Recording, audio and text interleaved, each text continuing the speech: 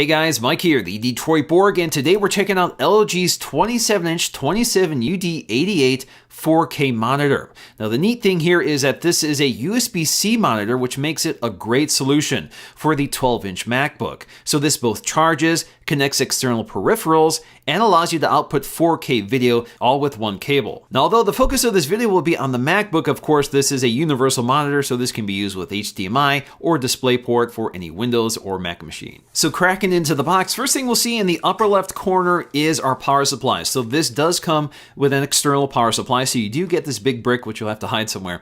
And then we get our accessory packet. That includes a USB-C cable, which is what you'll need to connect the MacBook to the monitor. The USB-C cable that comes with your MacBook only supports charging, it doesn't support display output. We'll also find a USB-C to USB-A cable and a HDMI and DisplayPort cable. We also get some paperwork and a CD-ROM. We haven't seen those in a while, so this does contain the drivers and user manual. We also get LG's display quality assurance report, which gives us the exact calibration for this monitor, and we'll find some handling instructions on how to take this out of the box. We'll also find this little white plastic piece. This is part of the cable management system, which snaps on the back. Next up, we have the curved base for the stand. Now the base is weighted with metal on the back, so you'll see that, but the top piece is plastic with this brushed finish. It's really nice looking, although the display itself isn't curved. Next up, let's remove the first tray, and on the bottom we'll see that the monitor is sitting on the bottom, and on the right side we'll find the armature or the stand.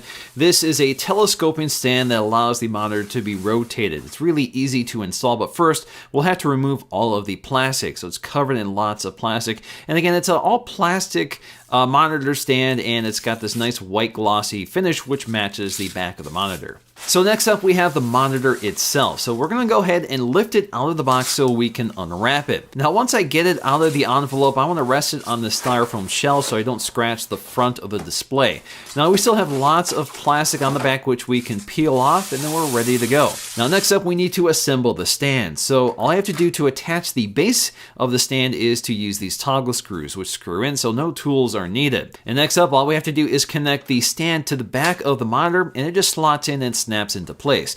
Now if you need to free this up, there is a little switch just below the stand mount that allows you to pop it out. So in terms of design, I think this is a really good looking display. We have a very thin bezel around the sides, a thicker bezel toward the bottom, but the display is virtually edge to edge. It's even more impressive when the display is off because it's basically just a black slab in front of you, so it's a really good looking monitor. Now in terms of the design on the back, it's all white plastic. It looks really nice from the back, so if you have to look at the back of it, this is definitely a good looking monitor. Now along the sides of the monitor, you have the same metallic plastic finish that's also on the stand. It's really nice looking, it really brightens it up and makes it look a little more premium.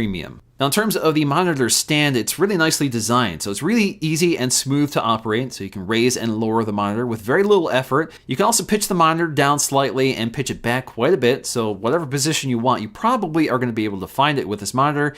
And you can also rotate this a full 90 degrees. This allows you to get that vertical monitor if you need it in some situations. In terms of our inputs and outputs, we have two HDMI 2.0 ports. We have a DisplayPort version 1.2. We also have two USB 3.0 ports, and they are capable of quick charge, so it does support quick charge, but you do need to enable this under settings. And of course we have a single USB Type-C port which does support ultra high definition at 60 Hz. Now in terms of panel specifications, this is a 27-inch IPS widescreen monitor, so 16:9, with an sRGB color spectrum of around 99%, so this is a highly accurate monitor, which is great for photo editors or video editors. We have a 5 millisecond response time at a 60 Hz refresh rate, and of course we have a resolution of 3840 by 2160, a standard 4K resolution. We also have a contrast ratio of 5 million to 1, so we have a nice deep black level on this monitor, and we have wide viewing angles at around 178 degrees.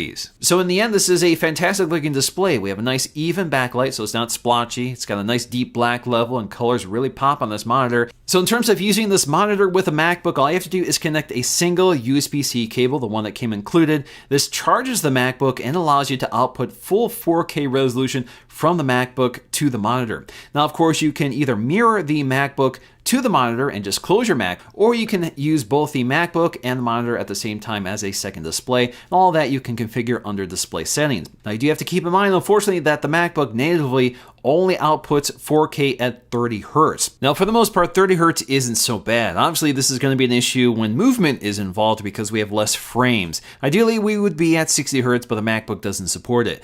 So this may be an issue for things like gaming. So if you plan to do a lot of gaming on your MacBook, this might be an issue for you. But it's definitely not a big deal if you're web browsing, watching video, which is usually under 30 frames per second. But of course, there is a hack that allows you to enable 60 Hz on the MacBook, and apparently it works pretty well. Now, if you want to find out how to do this, Jeff Benjamin over at 9to5Mac did a great video on this, and I'll leave that linked in the description below. Now, one of the greatest advantages of connecting your MacBook to this monitor is that it now gives you access to additional ports you otherwise don't have. So you can connect peripherals like hard drives or a camera or even an audio system. Now, it's important to keep in mind that if you're using the USB Type-C port along the back for display output, it does dial back the USB 3.0 ports to USB 2.0 speeds. So that means you won't get those high-speed data transfers, but again, you have two USB ports which you otherwise don't have. Now, for those who are worried about theft, there is a Kensington lock on the back, so this allows you to tie down the monitor so it doesn't walk away. Also on the back is an audio output jack, so this allows you to connect either your headphones or a set of speakers. Toward the bottom edge of the display, we'll find our single button on the entire display, so this acts as both the power on button and the joystick for navigating the on-screen display. It's also an LED status light, so it tells you when the display is turned on or not, and you can turn this off under settings. You also find lots of ventilation down here. Unfortunately, no speakers built in. Next up, I'm going to take you through the on-screen interface, and we have this little joystick down below the LG logo, which has up, down, left, or right. And if you want to access any one of these features, you just flick to that point. So for example, if I just want to exit this menu, I just click the center click.